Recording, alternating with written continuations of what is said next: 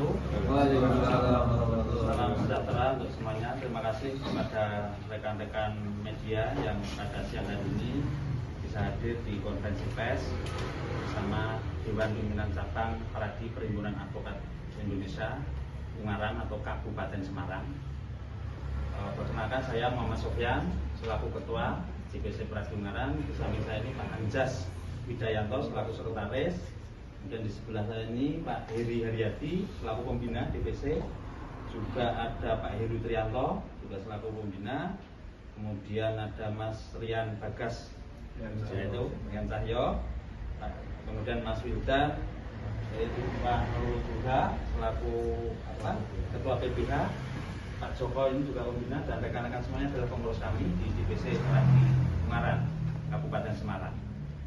Jadi rekan-rekan yang kami hormati, pada kesempatan sore hari ini perlu kami menggelar konferensi pers terkait dengan pemberitaan di seminggu terakhir kurang lebih yang kemudian juga viral di media sosial terkait dengan adanya insiden yang kami menyebutnya sebagai insiden di Kalongan, Ungaran Timur, Kabupaten Semarang, yang kemudian diketahui dalam cuplikan video dalam insiden itu menyebutkan ada istilah lawyer, advokat, dan peradilan.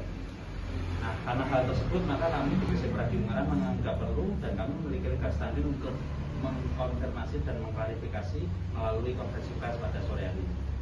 Jadi perlu kami sampaikan pertama bahwa setelah kami identifikasi, kami verifikasi keanggotaan yang ada di DPC Pradi Ungaran yang bersangkutan, yang kemudian tersebut yang di media disebut sebagai Wisnu Hadi Prihananto atau VHP, itu sampai pada hari ini, sampai kami melakukan konferensi pers ini belum terdaftar, tidak terdaftar di keanggotaan di DPC Pradi Ungaran Kabupaten Semarang.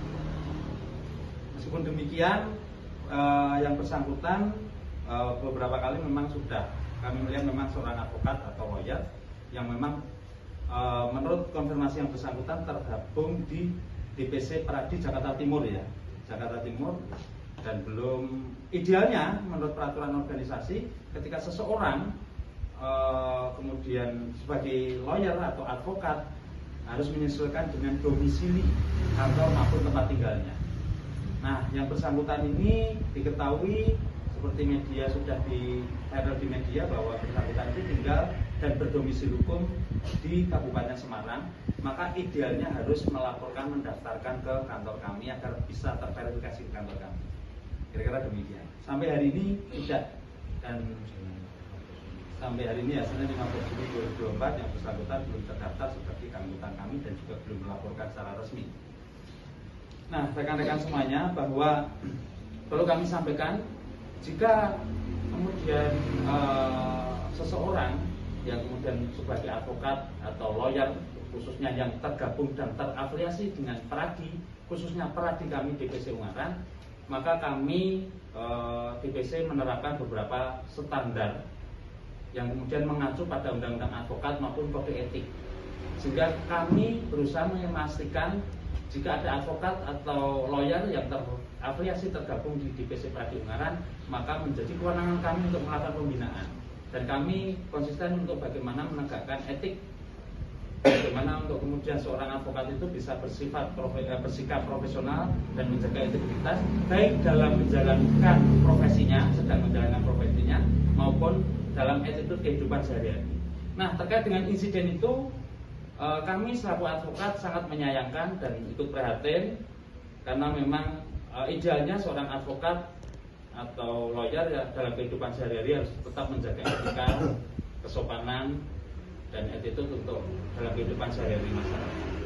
Lain selebihnya, bahwa kami memandang bahwa dalam persoalan ini kami sebagai advokat perlu kami sampaikan kepada khalayak bahwa advokat itu sebagai penegak hukum yang memiliki kedudukan yang sama dengan penegak hukum lainnya atau yang sering disebut dengan padatur bangsa. Maka ketika advokat kemudian melakukan pelanggaran dalam menjalankan profesi maupun dalam kehidupan sehari-hari, maka harus tunduk dan patuh pada kode etik profesi. Nah, apabila ada anggota kami, seorang advokat yang terafiliasi dan tergabung di DPC Pradi Ungaran, ketika melakukan pelanggaran semacam terjadi insiden di video yang viral itu, maka tentu saja kami akan melakukan penindakan, melakukan pembinaan.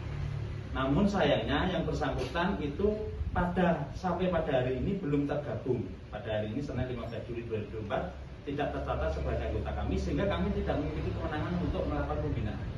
Sehingga kami ada beberapa mekanisme internal yang dapat kami terapkan. Kami ada dewan etik, yang kemudian nanti ada dewan etik untuk kemudian melakukan pembinaan terhadap anggota-anggota kami yang kemudian di lapangan dalam kehidupan sehari-hari maupun dalam rangka menjalankan pekerjaannya melanggar batas-batas etik.